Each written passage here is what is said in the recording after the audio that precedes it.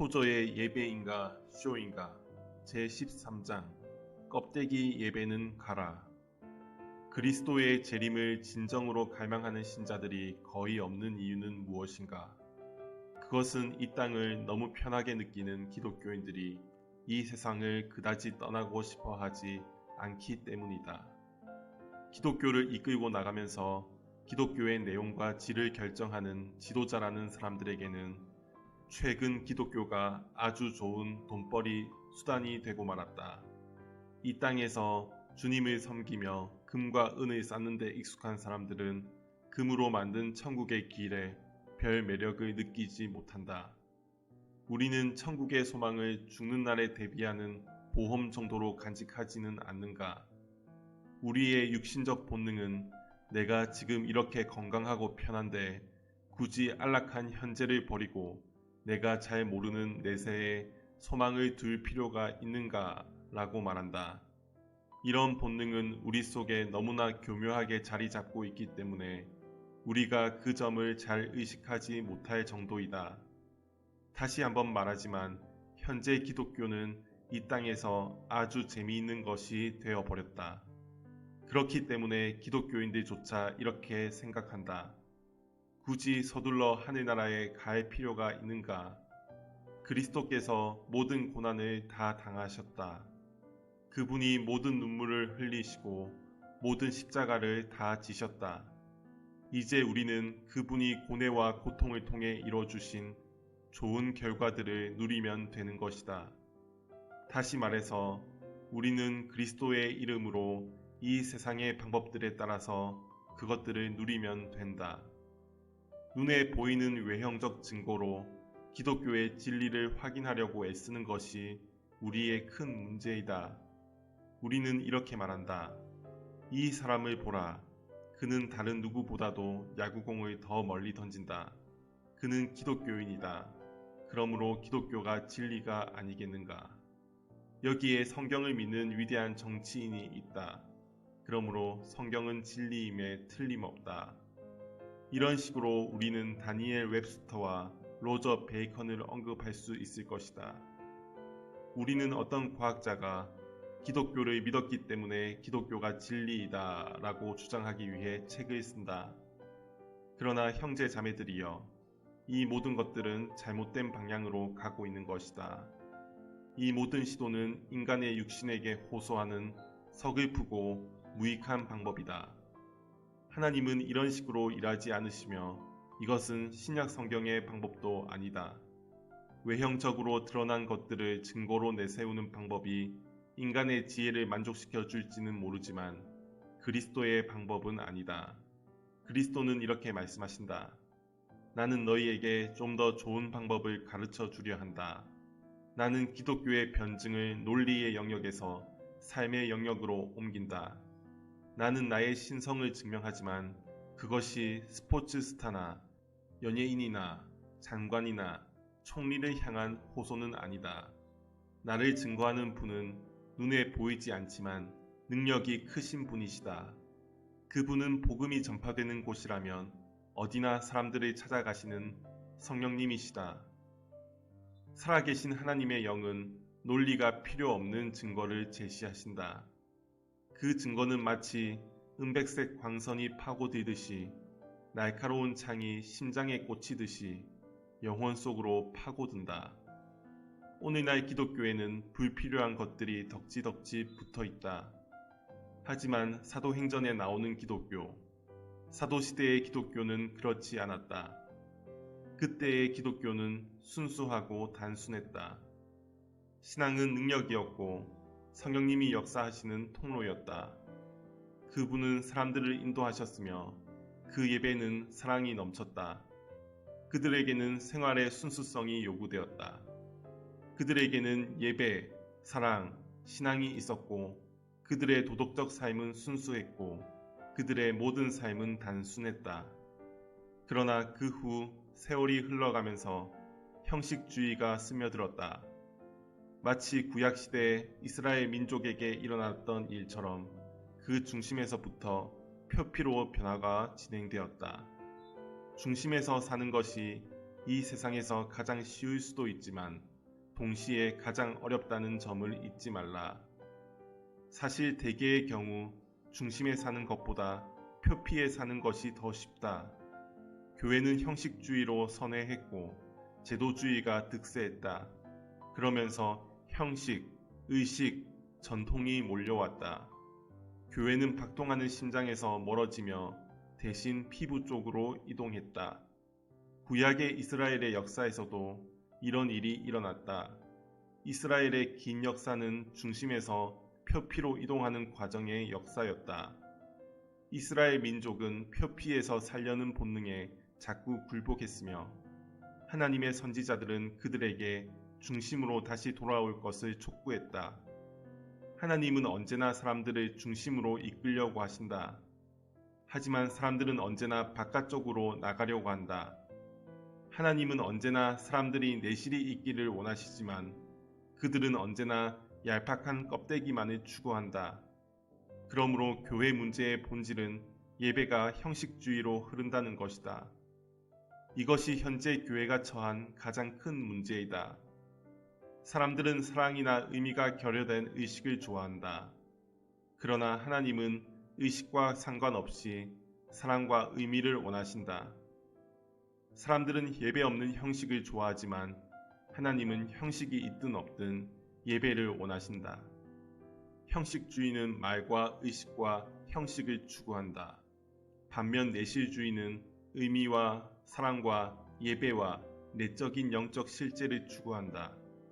성령님이 함께 하실 때 기독교는 우리에게 따뜻한 감동을 주게 된다. 하지만 현재 기독교가 그렇지 못하기 때문에 나는 하나님 앞에서 슬퍼할 수밖에 없다. 기독교에는 지금 감동이 없다. 감동을 얻으려고 수없이 많은 활기찬 합창곡들을 쓰지만 우리는 모두 생기 없이 메말라 있다. 우리는 이끼가 잔뜩 낀 오래된 우물에서 즐거움의 생수를 한 방울 얻으려고 열심히 펌프질을 한다. 하지만 녹슨 펌프에서는 삐걱거리는 소리만 들릴 뿐이다.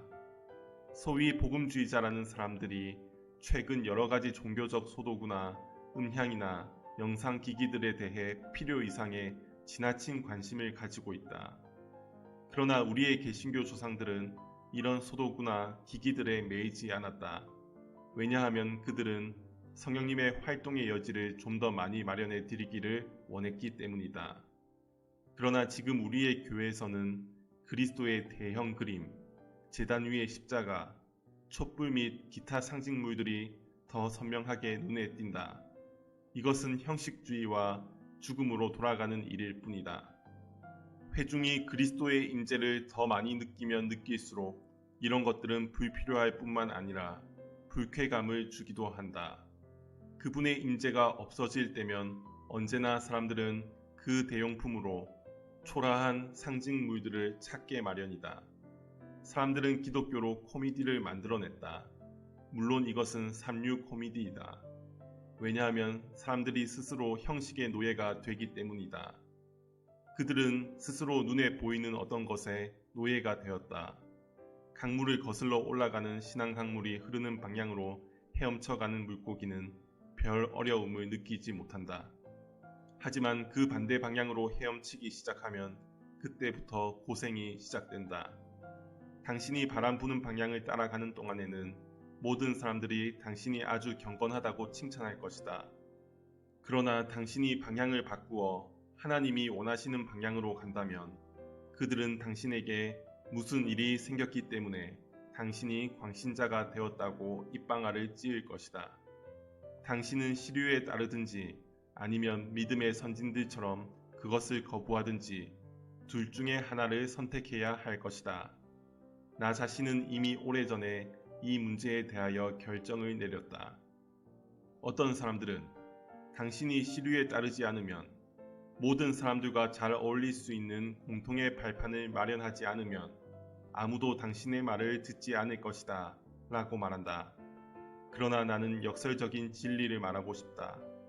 내가 시류에 따르지 않을수록 사람들은 나의 말을 듣기 원할 것이다. 사람들은 내가 배를 놓쳤다고 말한다. 하지만 나는 애당초 배를 타려고 애쓰지도 않았다고 대답한다. 내가 없어도 배는 잘 항해해 나갈 것이고 나는 나대로 즐거울 것이다. 내가 이런 이야기를 하는 것은 나는 시류에 따르지 않는 사람이고 거듭난 사람이고 세상을 거부하는 사람이다 라고 말하기 위해서이다. 이제까지 나는 시류에 따르기를 거부했다. 그런데도 나의 이야기를 들어주는 사람들이 있었다. 만일 내가 시류에 따르는 것이 사람들이 내 이야기를 듣도록 만드는 방법이라는 것이 밝혀진다면 나는 기꺼이 밖으로 나가 내가 전에 그랬던 것처럼 길거리 한 모퉁이에서 전도하기 시작할 것이다. 그러나 그렇지 않다면 나는 시류에 따르기를 거부할 것이다. 어떤 사람들은 우리가 전해야 할 메시지는 똑같지만 우리가 살아가는 시대적 상황은 다르지 않느냐라고 말할지도 모른다. 나는 나에게 들리는 뱀의 목소리를 구별할 수 있다. 이런 사람들의 말에서 나는 뱀의 쉬 소리를 간파할 수 있다. 사탄은 교묘한 논리로 우리를 속이는 데 능하다. 우리는 그럴듯한 논리에 현혹되지 말고 우리의 분명한 태도를 결정해야 한다. 제3의 길은 없다. 시류에 따르든지 아니면 거기서 완전히 빠져나오든지 둘 중에 한 가지를 선택할 수 있을 뿐이다. 사도 바울은 우리에게 시류에서 빠져나오라고 교훈한다. 지옥에 가기 원하면서 여전히 교회에 속해 있는 사람들의 관심을 끌기 위해 우리가 신앙적 기준을 끌어내릴 여유는 없다. 이제까지 우리 주변에는 자기를 사랑하는 육신적이고 유격적인 사람들이 있었다. 그들은 교회로 들어와 젊은이들에게 영향을 주고 우리의 영적인 삶과 원칙과 엄격함을 무너뜨리려고 한다. 오늘날 교회는 천국과 지옥을 섞어서 적당히 타협시킨 메시지를 전한다. 어떤 목회자들은 이것이 사람들과 잘 지낼 수 있는 방법이라며 교회 이미지 제고에 도움이 된다고 믿는다. 그러나 솜사탕처럼 달콤한 복음을 제시하면서 산허리 양지 바른 곳을 약속하는 것은 사람들을 잔인하게 속이는 일이다. 뿐만 아니라 그것은 그런 약속을 믿고 회심한 사람들 중에서 다수의 사상자들을 발생하게 만드는 원인이 되기도 한다. 어떤 해외 선교지에서는 소위 쌀 크리스천이라는 말이 생겨나기도 했다. 그러니까 쌀만 주면 믿겠다라고 하는 사람들을 가리키는 말이다. 다시 말해서 물질적 이익을 위해서 기독교를 받아들이는 사람들을 가리킨다.